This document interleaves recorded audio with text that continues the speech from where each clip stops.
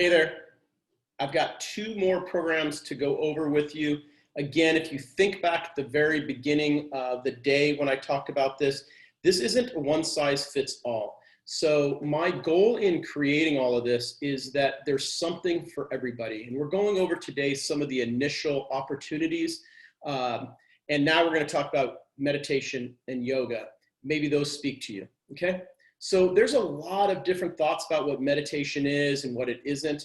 For us here at Encina, it's, I think this visual does a good job, but it's not religious, right? We're focused on the breath a lot. We'll do some guided meditations perhaps as well, but meditation could do a ton for you. And this is kind of a goofy visual or list, but I think it also is true that it allows you to know your mind and tame your mind, right? Get in control. And that allows you, as it says there, like free your mind so that you can do with it as you want. So the stress of the world isn't the one tugging and controlling, that you're in control, right?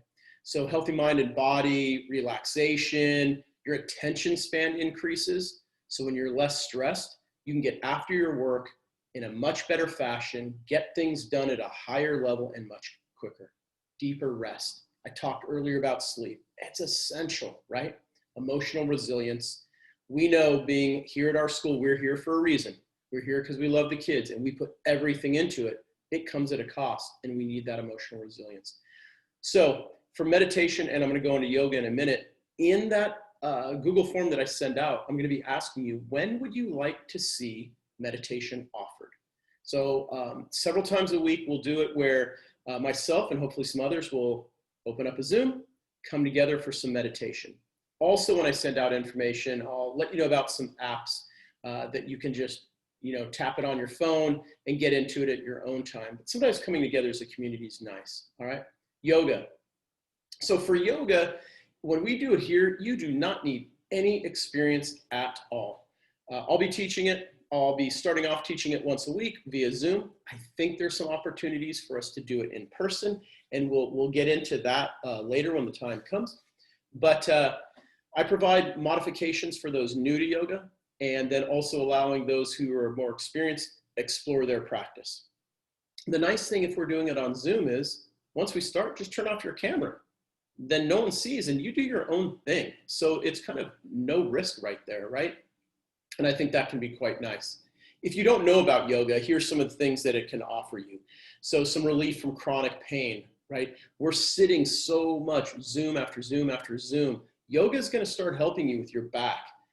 I talked about hips and hip flexors and all of that. It'll help you with that and helps you with your stress management. So that's a theme through all of this, just increased health and well-being. So look for the Google form. I'm going to be asking you what days do you want to see yoga offered? We'll offer it in the afternoon. But I want to tap into time and days. So again, making sure that we meet you where you're at. All right. The last thing that I really am going to leave you with is after your very last session today, as you're hitting end meeting now and you're done, instead of just quickly hopping on email or closing your computer and then jamming off to something else, I'm going to ask you, take a minute to take a few slow breaths, maybe 3 really slow breaths before you get into your next thing. Like ground yourself. Let's start developing that habit of grounding ourselves, taking care of ourselves before we get into the next thing. All right. Thank you all very much. We'll see you around.